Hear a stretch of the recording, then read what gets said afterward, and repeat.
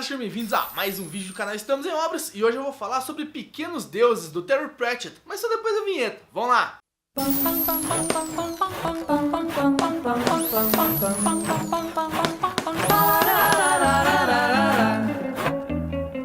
A missão hoje é complicada, o tema é um pouquinho espinhoso e a gente precisa ir com a mente aberta para conversar sobre esse livro aqui. Primeiro, dar um contexto aqui para vocês. Pequenos Deuses é o 13º livro da série Discworld. Ela tem 41 livros que foram escritos entre 1983 e 2015, que foi quando o Terry Pratchett, que é o autor dos livros, morreu. Terry Pratchett, aliás, que é um dos autores mais consagrados no mundo quando se fala em fantasia, humor e criação de mundos. Inclusive, ele ganhou um dos maiores prêmios de literatura fantástica do mundo, que é o World Fantasy Award, pelo conjunto da obra dele. Em 2007, o Pratchett foi diagnosticado com Alzheimer e ele veio a falecer em março de 2015, infelizmente. Os livros do Pratchett estão esgotados no Brasil já tem muitos anos. A antiga detentora dos direitos dele era a Conrad, que publicou os 12 primeiros aqui, mais ou menos no início dos anos 2000. Hoje eles já estão bem difíceis de conseguir. Eu acabei lendo os 3 primeiros porque um amigo meu da faculdade me emprestou e ele falou: olha, isso aqui é muito bacana, só que eu nunca mais achei os outros para comprar. E quando a Bertrand Brasil anunciou que tinha comprado os direitos, eu fiquei muito empolgado por causa disso. O problema é que ela decidiu continuar as publicações da Conrad, então quer dizer, ela não lançou do primeiro até o último, ela começou do 13º volume. Pequenos Deuses não tem tantos problemas assim, porque ele é um livro independente do Pratchett. A história dele se fecha sozinha. O problema é que a Bertrand já lançou o 14º, que é Lordes e Damas, e ele faz parte da série das bruxas. Na verdade é sempre a série Discworld, mas tem alguns ramos ali dentro, e esse Lordes e Damas faz parte do ramo das bruxas, que tem outros 3 livros antes que ajudam a explicar melhor a história. E simplesmente não tem como encontrar os outros 3 legalmente aqui no Brasil. Ilegalmente tem como. Eu não tô sugerindo pirataria, mas é bem fácil achar os outros 3. Mas eu não sei por que a Bertrand lançou a partir do 13º, não sei se ela não tinha o direito dos 12 primeiros, ou se ela decidiu continuar por causa dos fãs, mas eu acho que foi meio que um tiro no pé começar aí, porque eu não sei se as vendas vão ser tão grandes por causa disso. Enfim, deixa eu começar a falar de Pequenos Deuses aqui. Esse livro vai contar a história do deus Om, sua relação com o 8º profeta e com a cidade de Omnia. Como o próprio nome da cidade diz, todos os moradores dela são adoradores do deus Om e todos sabem que esse 8º profeta está para chegar, até pelo tempo que passou desde a chegada do 7º. O problema é que quando Deus encarna na Terra para poder encontrar esse profeta, ele cai no corpo de uma tartaruga e fica preso por lá durante 3 anos, sendo que ele perdeu a memória durante esses 3 anos. Isso só muda quando ele encontra o Bruta, que é um noviço, que é a camada mais baixa da hierarquia complexa da igreja da cidade. Esse Bruta tem uma memória fotográfica muito boa e ele lembra de cor todos os trechos de todos os 7 profetas anteriores, e ele sabe tudo que o Deus teoricamente tinha dito para esses profetas. Só que o Bruta também é extremamente lento na hora de concatenar ideias, por isso que ele tá na categoria de noviço e por isso que ele nunca vai ascender a um cargo mais alto dentro da igreja. O que move ele é única e exclusivamente a fé no deus Om. E curiosamente, aliás, não tão curiosamente, eu vou explicar depois, ele é a única pessoa com que o deus Om, na forma de tartaruga, consegue conversar. E é a partir dessa interação dos dois que a gente começa a entender a história e começa a perceber onde que o Pratchett quer levar a gente. O livro vai trazer a ideia de corrupção dentro da igreja, falso profeta, guerra santa e até mesmo uma águia que persegue uma tartaruga. E no fim, ele é uma grande sátira sobre a instituição igreja e até mesmo sobre a religião em si. A principal crítica que ele faz é como as pessoas se esquecem de adorar Deus e começam a se apegar ao sistema. Se a gente fosse fazer um paralelo com o dia de hoje, e é muito possível fazer vários paralelos desse livro aqui com os dias atuais, seriam aquelas pessoas que vão à igreja simplesmente porque já é costume. São aquelas pessoas que pagam o dízimo, que acreditam na palavra do pastor, acreditam na palavra do padre ou de qualquer outro líder religioso, simplesmente porque a fé diz que é assim. São as pessoas que frequentam qualquer ambiente religioso sem nenhum questionamento por trás, sem pensar se é a Deus mesmo que eles estão adorando ou se é a estrutura que eles estão amando. As pessoas de Omnia estão presas à estrutura da igreja e não à fé. A mesma coisa que acontece com muitas pessoas que são cristãs aqui no Brasil, por exemplo, católicos não praticantes, que estão apegados à estrutura da igreja e não ao Deus em si, não à palavra de Deus. E isso vai culminar na maior porrada que o livro dá na gente, é que o deus Om só consegue encarnar numa tartaruga porque a cidade inteira não acredita mais nele. Ela acredita no sistema e não acredita mais no deus Om. Tá todo mundo tão preocupado preocupado com o sistema e com essa falsa proximidade que você tem de Deus aí numa igreja, que eles simplesmente se esqueceram do Deus. Por isso que ele só consegue se comunicar com o Bruta, que é a única pessoa que realmente sabe todas as palavras do profeta, que realmente acredita naquilo, que acha que Deus realmente falou tudo aquilo. Ele é o único que realmente tem fé naquela cidade inteira. E aí entra toda a estrutura da igreja, que todo mundo tá lá só pelo poder e não pela fé. As pessoas da cidade também estão todas corrompidas. Enfim, é um baita tapa na cara que a gente leva. E mesmo esse livro tendo 25 anos já, dá pra fazer paralelos muito fodas com a situação atual e até mesmo questionar a importância de se ter uma igreja, por exemplo. E aqui a gente precisa conversar um pouquinho sobre a ideia de deuses no Discworld. Logo no início do livro, na página 9 dessa edição da Bertrand, ele fala o seguinte: há bilhões de deuses no mundo, formam um bando mais numeroso do que ovas de arenque. Muitos deles são pequenos demais para serem vistos e nunca são adorados, pelo menos não por algo maior do que bactérias, que nunca fazem suas orações e não são muito exigentes em termos de milagres. São os pequenos deuses, os espíritos dos lugares onde duas trilhas de formigas se cruzam, os deuses dos microclimas abaixo dos gramados, e a maioria deles continua assim, porque lhes falta a crença. Um bocado, porém, parte para coisas maiores. Qualquer coisa pode provocar isso. Um pastor buscando uma ovelha perdida encontra entre os espinheiros e gasta então 1 minuto ou 2 para erigir um pequeno monte de pedras, dando graças genéricas a quaisquer espíritos que estivessem por ali. Ou uma árvore de formato peculiar torna-se associada à cura de uma doença. Ou alguém entalha uma espiral em uma rocha isolada, porque deuses precisam de crença e humanos querem deuses. Geralmente para por aí, mas às vezes vai mais longe. Mais pedras são adicionadas, mais rochas são erigidas, um templo é construído sobre o local onde antes a árvore estava, o deus cresce em força, a crença dos seus fiéis elevando-o como 1000 toneladas de combustível de foguete. Para alguns poucos, o céu é o limite, e às vezes nem isso mesmo. E falam muito aqui sobre essa questão de adoração dos deuses. Até porque na mitologia de Discworld existem vários deuses pelo mundo, e eles só crescem se eles forem adorados. E pensando bem, é um conceito muito simples e é basicamente o conceito que a gente segue hoje na nossa sociedade. O Deus cristão só é o Deus cristão com toda essa força porque várias pessoas acreditam nele. Alá, né, o Deus muçulmano, só tem essa força porque centenas de milhares de milhões de pessoas acreditam nele. Zeus caiu e se tornou um pequeno deus porque ninguém mais acredita nele. Então é só uma questão de crença mesmo para saber se um deus é maior ou menor que o outro, com a diferença que no Discworld os deuses realmente existem.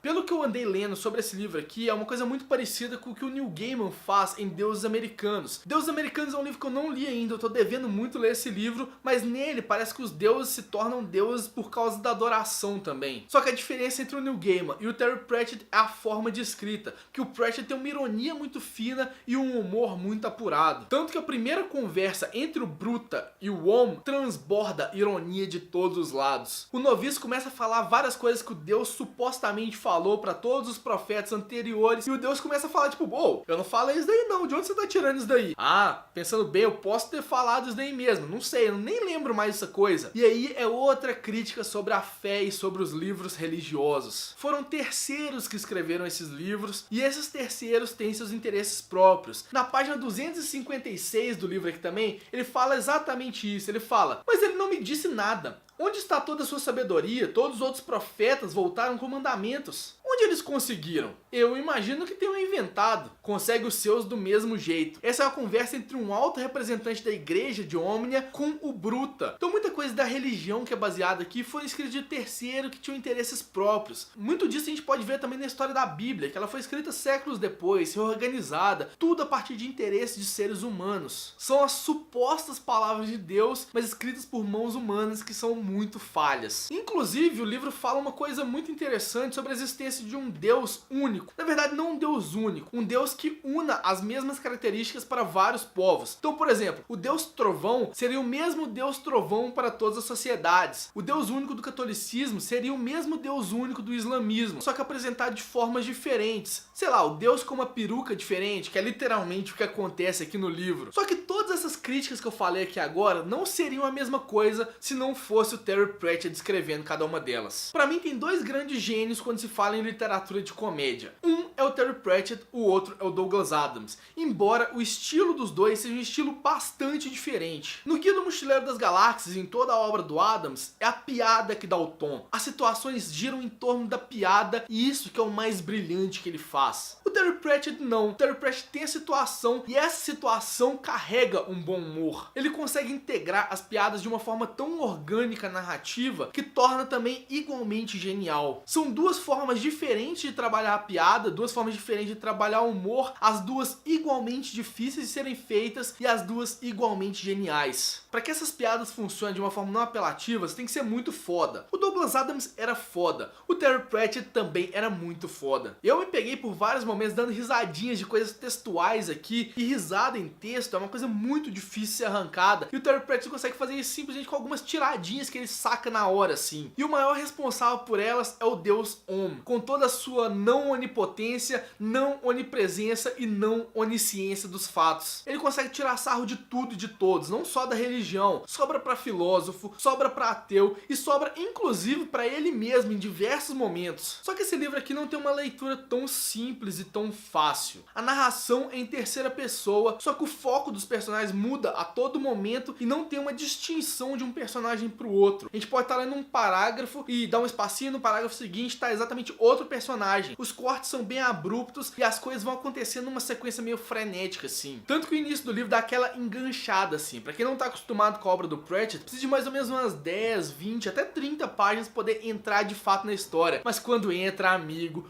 puta que pariu. Então é isso, faz aquelas coisas de sempre, curte, compartilha o vídeo, mostra pros amiguinhos, se inscreve no canal se não for inscrito. E se já leu Pequenos Deuses ou leu as outras obras do Pratchett, comenta aqui pra gente poder conversar um pouquinho mais sobre esse livro e sobre o autor, beleza? Um beijo e até o próximo vídeo.